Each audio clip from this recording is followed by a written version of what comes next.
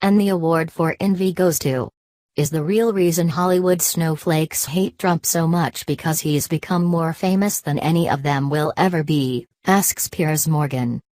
The Oscars are nearly upon us and tension is building.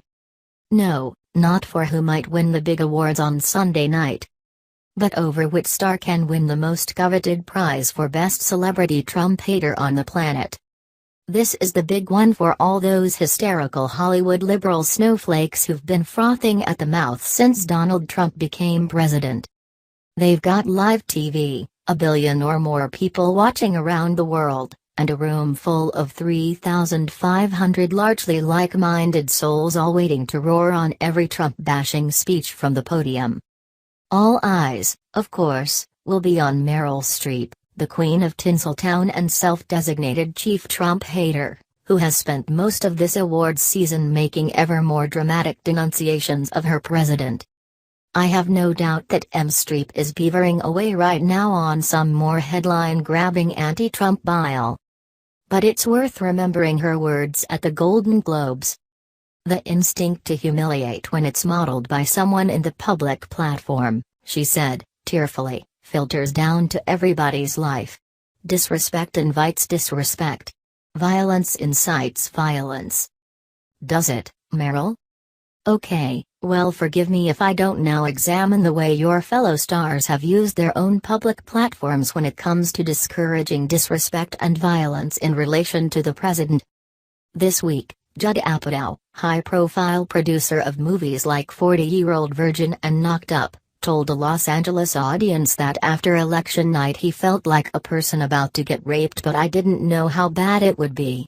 Now, I feel like I've just been raped. I just don't know if I'm going to get murdered. The crowd wildly applauded. Many of them, I suspect, had been on the recent Women's March.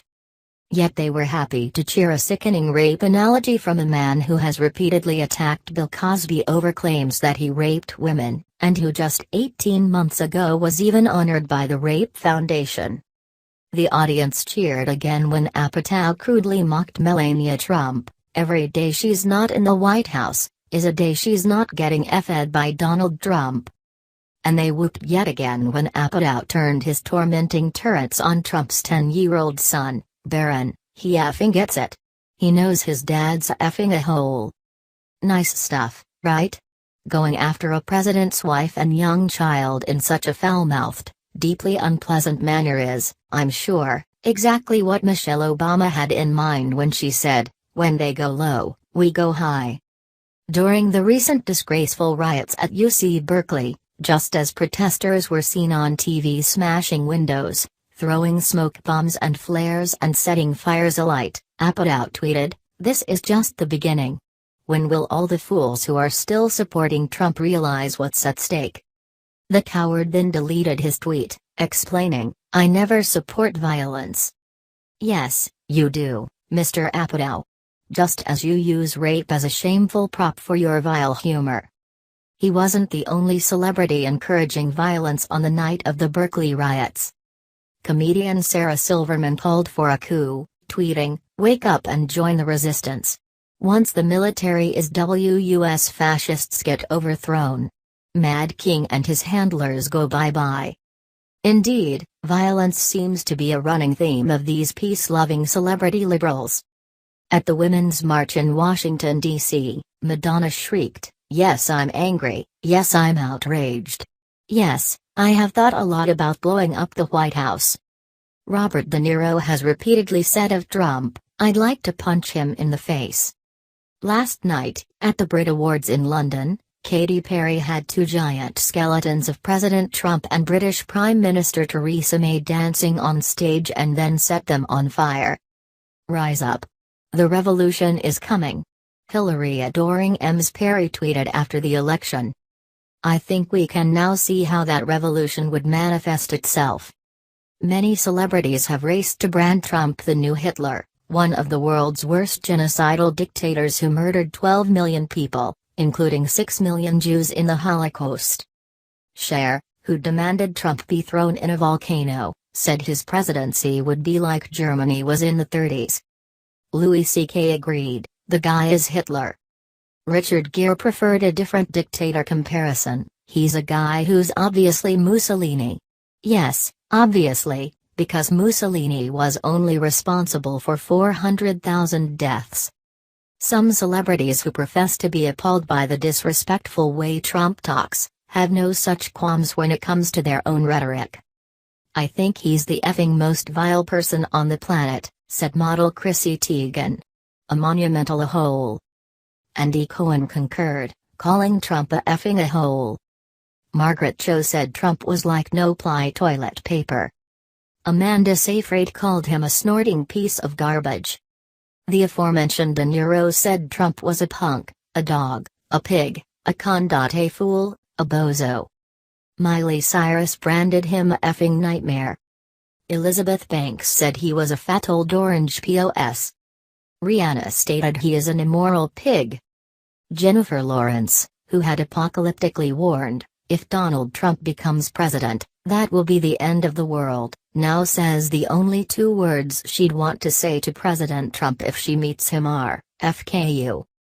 Johnny Depp, with a comical lack of self-awareness, said Trump is a brat.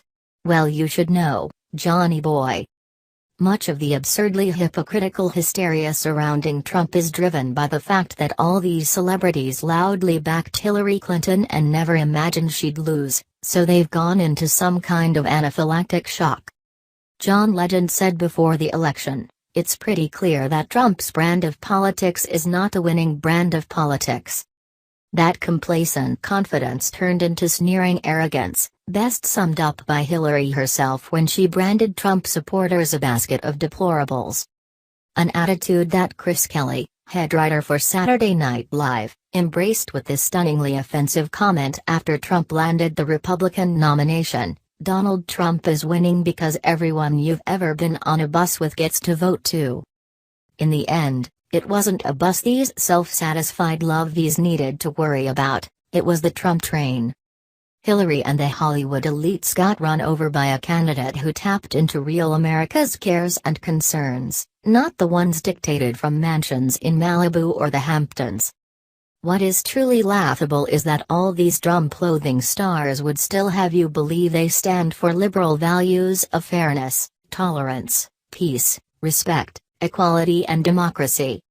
Yet when confronted with their preferred candidate losing, they've resorted to exactly the kind of profane, ugly trash-talking and violence-encouraging nonsense that they claim to hate in the guy who won.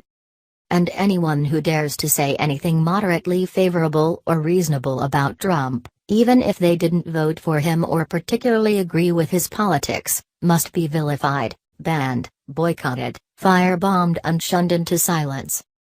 Their faux outrage is outrageously sanctimonious. Perhaps, though, the real reason so many celebrities hate Donald Trump is that he is now more famous than all of them put together.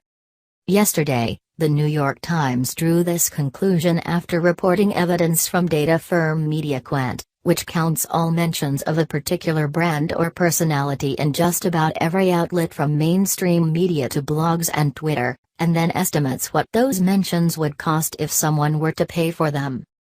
In January, Trump broke MediaQuant's records, receiving $817 million in coverage. This was more than the next 1,000 of the world's best-known figures, including Hillary Clinton, Kim Kardashian, Vladimir Putin and Tom Brady, combined. Their total came to $721 million. Given the fact there are now many people on the planet than ever before, and most of us now have access to the internet and social media, the Times declared that Donald Trump is now the most famous and talked about person in history. So when Hollywood, the most fame-hungry, egotistical place on planet Earth, rises to denounce him on Sunday night, just bear in mind that their fury might not be entirely unconnected to this one simple fact. Trump, until recently a mere reality TV host, is now getting all their A-list celebrity oxygen, and the only way La La Land can get a piece of the action is to attack him. As H.G. Wells put it, moral indignation is jealousy with a halo, the halo.